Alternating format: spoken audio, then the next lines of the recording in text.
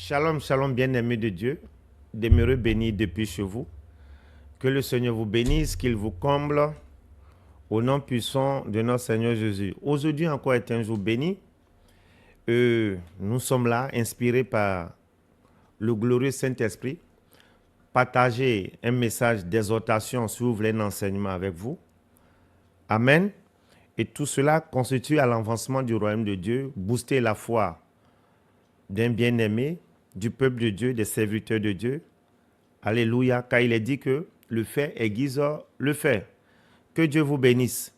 En ce jour béni, j'ai à cœur de parler de la loyauté envers les pères, l'Église et surtout la jeune génération montante envers les pères. Amen. Ça peut aider, ça peut déranger, ça peut plaire, ça peut représenter pas mal de choses, mais je crois que nous parlons au nom de notre Seigneur Jésus, Amen, sans vouloir indexer qui que ce soit ou toucher à la sensibilité de qui que ce soit, mais le fait aiguise le fait. Alléluia. Amen. Donc, la loyauté envers les pères et l'Église, et surtout la jeune génération montante, le caractère, le comportement avec les pères. Je suis jeune aussi, comme vous. Amen. Je suis soumis à des pères. Amen. Voilà, il n'y a rien de mal en cela. Que le nom de Dieu soit béni. Lorsque nous parlons de loyauté, nous parlons de caractère. Caractère, fidélité, à tenir ses engagements, le respect des règles, de l'honneur. Une personne loyale est une personne qui est sincère, droit, ferme et plein d'honneur. Que le Seigneur bénisse sa parole. Il y a ce qu'on appelle la loyauté envers les parents biologiques, la loyauté envers les pères spirituels et surtout la loyauté envers l'Église. Je m'en vais vous lire un premier passage dans le livre de Deutéronome. Et qu'est-ce qu'il nous dit? Deutéronome 5 et le verset 16. Amen. Que le nom du Seigneur soit béni. Deutéronome 5 et le verset 16. Il est dit, honore ton père et ta mère, comme l'Éternel, ton Dieu, te l'a ordonné, afin que tes jours se prolongent et que tu sois heureux dans le pays que l'Éternel, ton Dieu, te donne. Ici, on parle de la loyauté envers les parents biologiques. Il est dit, ton père et ta mère, comme l'Éternel, ton Dieu, te l'a ordonné, afin que tes jours se prolongent. Nous voulons une longévité, commence d'abord à honorer ton père biologique et ta mère, ta génitrice. Est-ce que ça peut aller? Amen. Être loyal, amen, envers ses parents biologiques. Amen. Afin d'être heureux dans le pays que l'Éternel, ton Dieu, te donne. Tu vas dire que non, je suis à l'étranger. Mon chien, c'est Dieu qui t'envoie à l'étranger. À l'étranger, pour avoir cette longévité, pour avoir cette grâce, pour être béni au préalable ici, avant de partir. Et étant là-bas, tu dois toujours honorer tes parents biologiques. Est-ce que ça peut aller? Quelqu'un me comprend? Aujourd'hui, les gens disent, les chrétiens, lorsqu'ils deviennent chrétiens, amen, on traite les parents biologiques de sorciers ou des sorcières. Amen. Je parle du respect envers les parents. Tu dois honorer tes parents biologiques. Ça n'a rien d'être chrétien, d'être, je ne sais pas, d'une autre religion ou d'une dénomination quelconque. Honore tes parents biologiques. La Bible dit, honore, tu dois honorer. Amen. Le Seigneur Jésus, amen, charpentier, fils de charpentier, a pris quoi? La peine d'honorer qui? Sa mère, maman Marie, et son père Joseph. Alléluia. Ça n'a rien changé en lui. Il était fils de Dieu. Il est resté le Seigneur. Ça n'a rien changé à lui. Voici un modèle par excellence que nous devons quoi? Imiter. Amen. Et pour ceux, alléluia, qui désobéissent ou qui ne sont pas, j'allais dire, en règle avec la parole de Dieu, qui sont en porte-à-faux, il aura des représailles. Amen. Je te parle de tout qu'il aura des représailles. Celui qui te parle, amen, que tu suis aujourd'hui, amen, a encore des parents, j'allais dire, musulmans, qui ne sont pas encore convertis. Mais mon devoir, je les honore. Amen. Ma mère, j'honore ma mère. Amen. Pourquoi? C'est la parole qui lui dit et j'obéis à la parole. Je suis un praticien de la parole. Amen. Je ne suis pas simplement un théoricien, mais un praticien de la parole. Je ces autres bien-aimés à le faire. Pour ce qui est du volet, j'allais dire, sorcellerie, ceci, cela, nous allons revenir plus tard et comment est-ce que on peut, j'allais dire, évoquer ce sujet, débattre et comment est-ce que prier. Mais laisse-moi d'abord te parler de tes parents biologiques. C'est grâce à eux que tu vis sur cette terre au nord. Amen. Si le Seigneur, Papa bon Dieu, que tu pries, tu marches selon sa parole, te demande d'honorer, mets cette parole-là en pratique et tu auras quoi? Une longévité et des jours heureux. Que le nom du Seigneur soit béni. Deuxième passage. Amen. Deuxième passage dans Éphésiens 6 et le verset Éphésiens 6 et le verset 2. Je lis la parole de Dieu. Éphésiens 6, le verset 2. Il est dit, honore ton père et ta mère. C'est le premier commandement avec quoi? Une promesse. Le premier commandement avec une promesse, c'est quoi? Honorer ses parents. On dit ton père et ta mère. Ici, je te parle d'abord des parents biologiques. Les parents spirituels, nous en viendrons. Amen. Le premier commandement avec quoi? Une promesse. Le fait d'honorer ton père et ta mère. Amen. Il y a une rémunération qui est attachée à cette obéissance. Amen. Et tu verras la grâce de Dieu. Je le fais, je t'encourage à le faire et je vois la grâce de Dieu sur ma vie. Que le nom du Seigneur soit béni. Amen. Nous avons un exemple dans la parole de Dieu. Noé, après le déluge avec ses fils. Amen. L'un de ses fils, après, comme on le dit, un show du papa, du patriarche Noé, un de ses fils s'est mis à se moquer de son père. Amen. Il a vu la nudité de son père. Et voilà. Et quand le père est revenu de son état, amen, il n'a pas été vraiment content de la conduite de son fils. Il a maudit et la malédiction est restée. Un père qui était ivre, qui avait même la gueule de bois, se met à maudire un fils et la malédiction s'attache à ce fils. Alors que ce père, alléluia, a poussé le verre trop loin. Il a trop levé le coude et Dieu se rallie au père biologique Noé. Et Noé, qui libère la parole de malédiction sur Cham, amen. Étant dans l'état d'ivresse, la malédiction s'attache à Sem. À Cham, pardon. Faisons très attention, bien-aimés de Dieu. Voilà pourquoi que ton père soit alcoolique, qu'il soit court, grand, quel que soit, j'allais dire, qu'il soit diplômé ou pas, quelle que soit sa couleur, apprends à honorer tes parents. Aussi pour ta génitrice, ne la juge pas dans ces temps, j'allais dire, de vieillesse. Elle n'est pas mieux que les autres mères. Le père n'est pas mieux que d'autres pères. J'aurais voulu que mon père soit comme un tel. On ne choisit pas son père, on ne choisit pas sa mère. Cela est un don de Dieu. Dieu te bénira et tu sauras laver, relever le nom de ton père, changer les conditions des parents. Ce n'est pas toi que Dieu va passer, toi qui m'écoutes, et les 15, 20 premières personnes qui me diront Amen, verront cette grâce-là sur les vies de changer la condition des parents biologiques. Et c'est pour cela que je déclare 3 fois Amen, Amen, Amen, Amen sur vos vies. Que le nom du Seigneur soit béni. Rapidement, parlons de la loyauté envers les pères spirituels. Amen. Je vous lis un passage. Amen. Et ça va de pair, les parents biologiques et les parents spirituels, ça va de pair.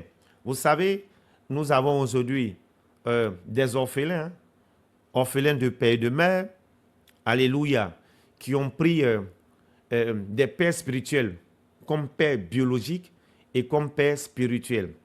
Et nous avons une catégorie de personnes qui n'ont jamais connu les parents, le géniteur comme la génitrice, ils n'ont jamais connu. Ils ont pris des personnes par aspiration, par conviction, comme des pères spirituels, comme des pères biologiques. Et tout ça, ça va de pair. Amen. Que Dieu vous bénisse. Amen. Proverbe 30, le verset 17. Je lis la parole de Dieu. Proverbe 30 et le verset 17. L'œil qui se moque d'un père et qui dédaigne l'obéissance envers une mère, les corbeaux du torrent le perceront et les petits de l'aigle, les aiglons le mangeront. Je reprends la parole de Dieu. Il est dit, l'œil qui se moque d'un père et qui dédaigne l'obéissance envers une mère, les corbeaux du torrent le perceront et les petits de l'aigle le mangeront. Notez bien ici qu'il est dit quoi? Les corbeaux du torrent. Pas les corbeaux de l'univers ni les corbeaux du ciel, mais dit les corbeaux du torrent. Que Dieu bénisse sa parole. Amen, amen. Voilà pourquoi lorsque nous lisons le livre de 1 roi, dans 1 roi 17, le verset 6, il est dit ceci. Les corbeaux lui apportaient du pain et la viande le matin, et du pain et la viande le soir, il buvait l'eau du torrent. Pour dire à quelqu'un que Élie était au torrent et il était nourri quoi? Par les corbeaux. Voilà pourquoi il est parlé du corbeau, des corbeaux du torrent. Vous voyez ici que Élie, qui est le père spirituel d'Élisée et plusieurs d'autres, a été quoi? Nourri par les corbeaux du torrent. Et la Bible nous dit dans le livre de Proverbes 30, verset 17, les mêmes corbeaux du torrent qui ont nourri ton père spirituel, ces mêmes corbeaux du torrent peuvent te percer les yeux, peuvent te crever les yeux. Donc, il faut faire très, très attention. Il est dit l'œil qui se moque d'un père. Amen. L'œil qui se moque d'un père, les corbeaux du torrent, les corbeaux du ciel le perceront. Et les aigles, les petits de l'aigle, les aiglons le mangeront. Amen. Ton père spirituel, ton père biologique n'est pas ton camarade. Amen. Ce qui peut nourrir ton père spirituel, ce qui peut aider ton père spirituel, en retour, peut te tuer, peut te détruire, peut te faire mal. C'est-à-dire, les combats que ton père spirituel a menés, où il a eu la victoire, toi, dans ces mêmes combats, si tu essaies, tu peux rester. Amen. Cette traversée désertique que ton père spirituel a connue, ou ton père biologique a connue, c'est pas sûr que toi, tu peux vivre, traverser cette traversée désertique. C'est pas pourtant, c'est pas vrai. Fais très attention. Honore ton père spirituel.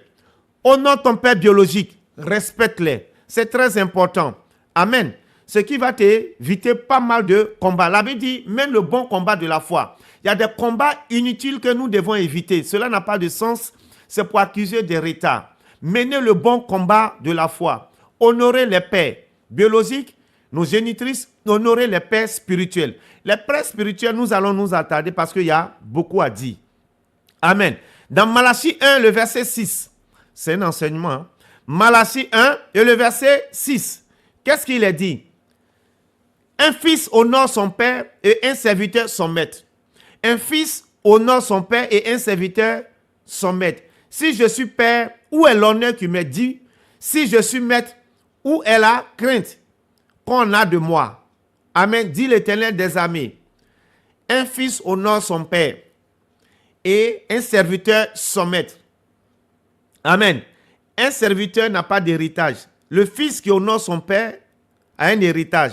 Voilà pourquoi un fils doit honorer son père. Un maître a de la crainte. Il sait. Mais le fils honore. Est-ce que je parle à un béni de Dieu? Le fils honore. Mais le serviteur, il sait. Il a de la crainte.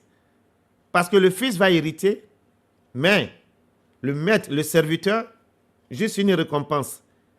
Je parle à des bénis de Dieu, à des personnes qui ont la sagesse, au nom puissant de Jésus-Christ de Nazareth.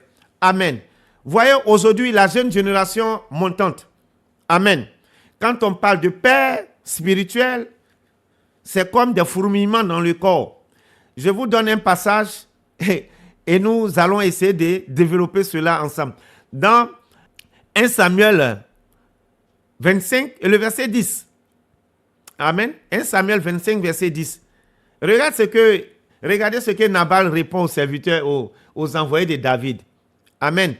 Nabal répondit aux serviteurs de David. Qui est David? Qui est le fils d'Isaïe? Aujourd'hui, il y a beaucoup de serviteurs qui s'échappent d'auprès de leur maître. Que Dieu bénisse sa parole.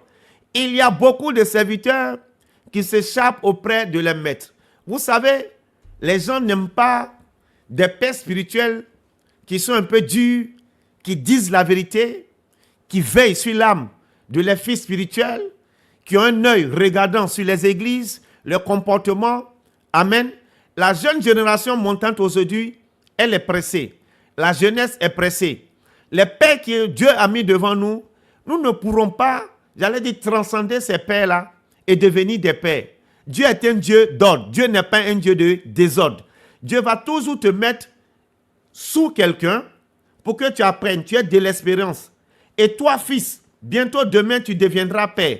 Si tu n'apprends pas aujourd'hui et tu n'es pas soumis aujourd'hui, sois-en sûr que demain, personne ne te sera soumis. Les mêmes représailles, alléluia, le même désordre que tu es en train de s'aimer aujourd'hui, tu vas le payer tôt ou tard. Les mêmes pères spirituels que tu combats. Je ne parle pas d'une dénomination, sans dénomination aucune. Je ne parle pas de dénomination ici. Je suis même moi-même dans cette, j'allais dire, dans cette veine d'obéissance aux parents spirituels, aux aînés. Ce n'est pas une histoire d'onction. C'est une histoire de choix de Dieu. L'onction que tu as, tu penses que tu as. Quelqu'un l'avait avant toi et quelqu'un l'aura après toi. Mais toi, si tu n'es pas dans le couloir, dans la trajectoire de Dieu, cette onction va te créer des problèmes. Il y a eu des serviteurs de Dieu avant toi et il en aura des serviteurs de Dieu après toi. Et en ton temps, il en aura encore des serviteurs de Dieu. Ce que le Seigneur nous demande, c'est d'honorer les pères, de les reconnaître comme des colonnes. Comme l'apôtre Paul nous a dit dans Galates. Après 14 années, il est revenu pour que son ministère, son apostolat, ou l'œuvre à laquelle Dieu l'a appelé, soit attesté par ceux-là qui sont les piliers, colonnes de la foi, les Pierre, les Jean et les Jacques et autres. Il devait faire quoi? Présenter son ministère, l'appel. Et cela a été approuvé par Pierre, Jean et Jacques. Bien-aimés de Dieu, je dis sans dénomination aucune, je parle à un peuple de Dieu, je me parle à moi-même parce que je suis soumis aussi à un père. Alléluia. Il a dit, il y a plusieurs qui s'échappent. Parce que quoi? C'est la balle qui nous dit, non, on ne me parle pas de la manière, on ne me fait pas ceci, on ne me fait pas cela. Amen. La loyauté envers les pères spirituels, ses parents, c'est très important. À seul, tu ne peux pas faire de ministère. Si tu es seul, tu veux faire un ministère, tu vas t'isoler, tu vas disparaître. Je t'apprends déjà que tu es en voie de disparition. Et allez prendre des pères spirituels en dehors, alléluia, de la terre, le pays que Dieu t'a donné. C'est bon, mais ce n'est pas arrivé. C'est les pères ici qui vont t'attester, qui te connaissent plus. C'est eux qui vont donner plus d'approbation, plus de crédit à ton ministère. Il serait difficile qu'un père d'ailleurs vienne donner des crédits à ton ministère ici. Ce combat-là, nous sommes tous dedans. C'est mieux d'obéir à la parole de Dieu, d'être soumis. Et Dieu va nous élever au temps convenable. Nabal dit, il y a plusieurs qui s'échappent à cause des caractères. S'il y a des choses que tu n'aimes pas sur le père spirituel, la bouche d'un chrétien se trouve au niveau de ses genoux. Prie. Dieu change mon père, Dieu fait ceci, Dieu fait ceci. Dans la prière, Dieu saura parler à son oint qu'il a mis devant toi. Il m'est revenu cette question plusieurs fois. Et comment faire pour reconnaître un père spirituel? Comment faire pour se trouver un père spirituel ou choisir un père spirituel? Je l'ai dit, un père spirituel est un mentor, est un dévancier, est un modèle que Dieu a mis devant toi, qui a les critères qui répondent à ton aspiration ou qui répondent à tes aspirations. Quand tu regardes un tel et la vision, la mission que Dieu t'a confiée, la vision que tu as, ce père, ce dévancier, ce modèle répond à tes aspirations, tu peux prier et avec cette conviction, tu iras vers lui. Il y a des gens qui ont pris des pères spirituels pour modèle sans au préalable aller se connecter à ces pères. Sur les réseaux sociaux, ils veulent ressembler à un tel. Ils prient, ils sont dans les couloirs et ils suivent ce gars. Amen. Mais aujourd'hui, la jeune génération, c'est vrai que nous voulons des pères être reconnus avec les photos, les ceci, cela. Oui, c'est bon, mais ce n'est pas arrivé. Mais est-ce qu'en dehors de cela, est-ce que tu l'honores? Est-ce que tu aspires vraiment? Ne pars pas vers un père spirituel par intérêt. Dieu voit ton cœur. Pour gagner en crédit et puis après l'éjecter. Alléluia. Et maintenant, vaquer à tes occupations. Le Seigneur qui connaît les cœurs, Dieu ne regarde pas l'apparence, Dieu regarde au cœur. Fais très attention.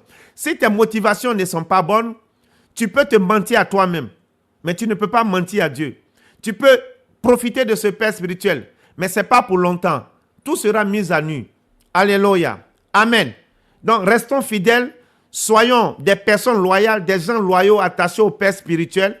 Honorer ces pères-là. Amen. Priez pour ces pères et le Seigneur saura nous relever, nous faire grandir. Amen. Dans 1 Corinthiens 4, verset 15, alléluia, je vous lis la parole de Dieu. Amen. Je suis un peu long. C'est pour la bonne cause, comme le dit quelqu'un. 1 Corinthiens 4 et le verset 15. Alléluia. Car, quand vous aurez 10 000 maîtres en Christ, vous n'avez cependant pas plusieurs pères. Puisque c'est moi qui vous ai engendré en Christ par l'évangile. Je vous ai engendré en Christ par l'évangile. Ici, l'apôtre Paul se fait passer pour le père spirituel biologique. Voilà pourquoi nous avons 4 dimensions de père.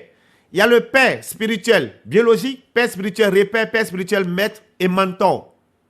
Vous êtes d'accord avec moi? Voilà pourquoi il est dit, quand vous aurez 10 000 maîtres en Christ, vous n'aurez cependant pas plusieurs pères. Alléluia. Moi, je vous ai engendré. Il y a des pères biologiques spirituels qui vous ont engendré. Celui-là qui t'a amené dans la foi. Alléluia. Qui t'a présenté Christ. Qui a fait de toi ce que tu es aujourd'hui. Passé par les eaux du baptême. Ça, c'est le père spirituel biologique. Il y a le père spirituel repère. Celui-là que tout le monde connaît. Et les gens savent que tu viens de cet homme. Et cet homme est ton père. Il est ton comme un repère. Il te représente partout. Partout où tu pars, on sait qu'il est le fils d'un tel. Ça, c'est le père spirituel repère. Maintenant, il y a ce qu'on appelle père spirituel maître et mentor. Ces deux vont de pair. Alléluia. Chez qui on va prendre des conseils. On est coaché par le mentor. Le maître est assagi. On va voir le maître aussi. Ça va de pair. Amen. Mais repère et biologique. Une seule personne peut être en même temps ton père spirituel biologique et ton père spirituel repère et en même temps combler les 4. Une seule. Mais aujourd'hui, la jeune génération montante, nous avons un père spirituel ici pour une année, quand ce n'est pas bon, ou nous entendons qu'il y a un autre qui fait plus de miracles, qui est aujourd'hui à tel temps, qui est ceci, on ne peut pas encore s'attacher à lui, c'est lui notre père, et on s'affiche publiquement. Amen. Et 2 années plus tard, on se déconnecte, comme la balle le dit, beaucoup quittent les serviteurs et on ne sait pas d'où ils viennent, qui est David, qui est le fils de David.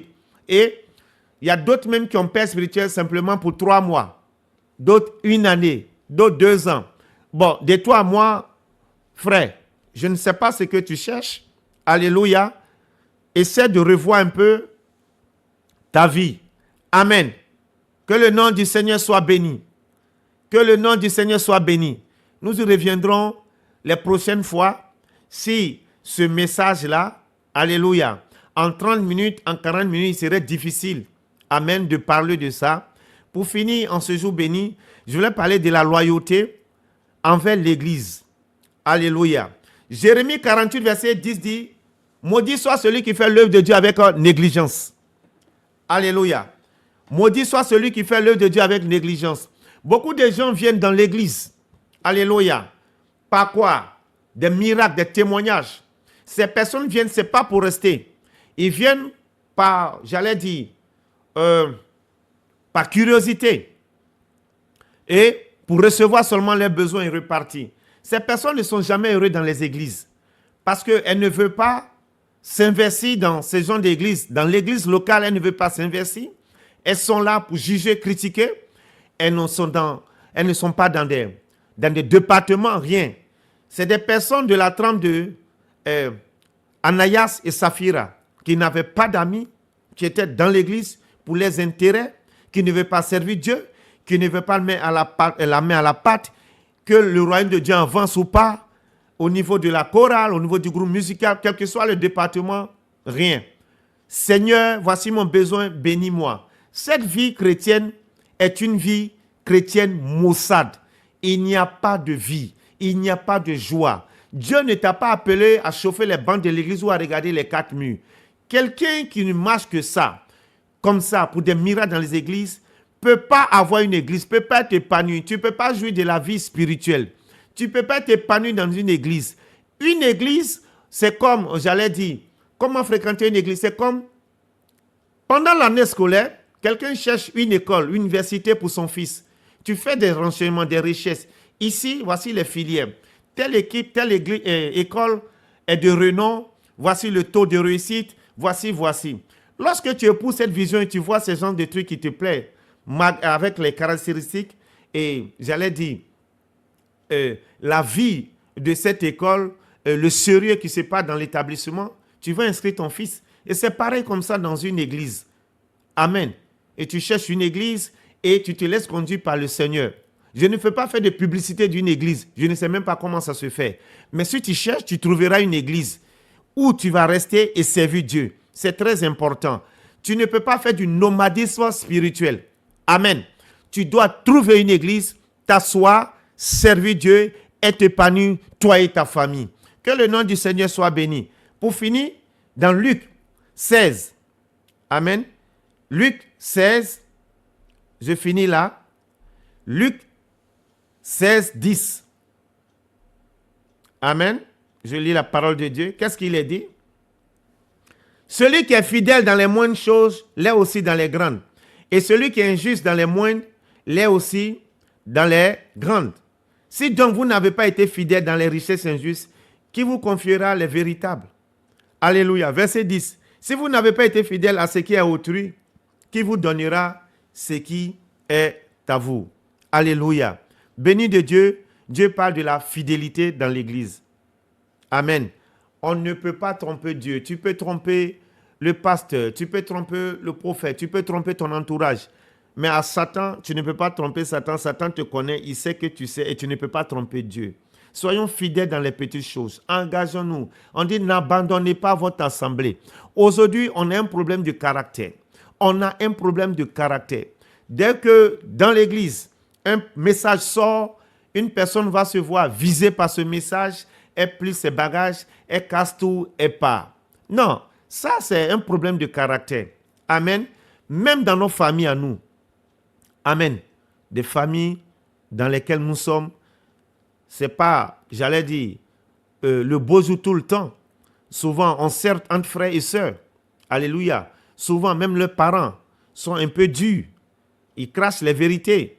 C'est pas pour autant, on va tout craquer, casser et puis quitter la famille, abandonner la famille. Non. L'église est une famille spirituelle. Faisons très attention. Mettons un peu d'eau dans nos vins et travaillons vraiment sur nos caractères.